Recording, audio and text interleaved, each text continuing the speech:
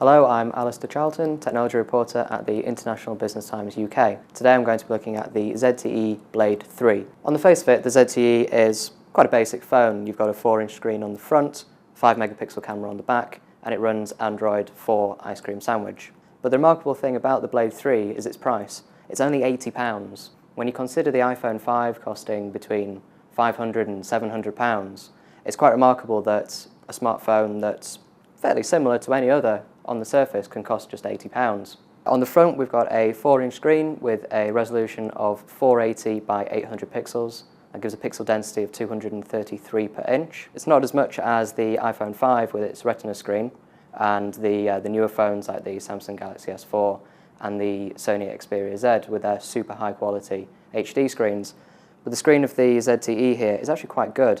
It's very sharp, the colours are good, contrast is good, as is the viewing angle, and it's also bright enough as well that you can use it outside in sunlight without seeing too many reflections. Around the back there's a 5-megapixel camera, which again is okay. Outside in good sunlight you'll get some half-decent photos out of this, but there isn't a flash, so indoors you're going to be struggling to get a decent photo. The phone itself is actually quite good looking and it feels good in the hand. There's a rubberized back to it, so it's comfortable and easy to hold.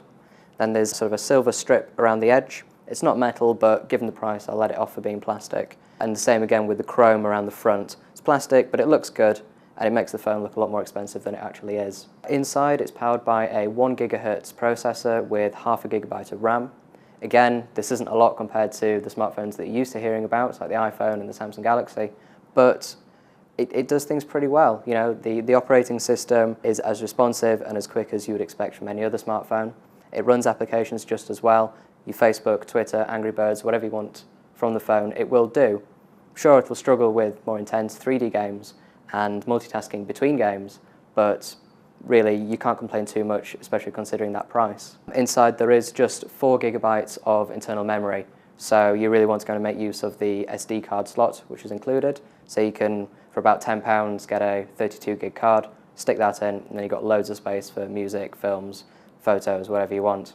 So overall, the ZTE Blade 3 is actually a surprisingly good phone. You might see the £80 price tag and think, I'd rather spend a little bit more and get something better. But the truth is, have a go with it, pick it up, realise it's actually a nice feeling phone, a nice looking phone, and it has more performance than its 1 GHz processor would have you believe. I'm Alistair Charlton, Technology Reporter for the International Business Times UK.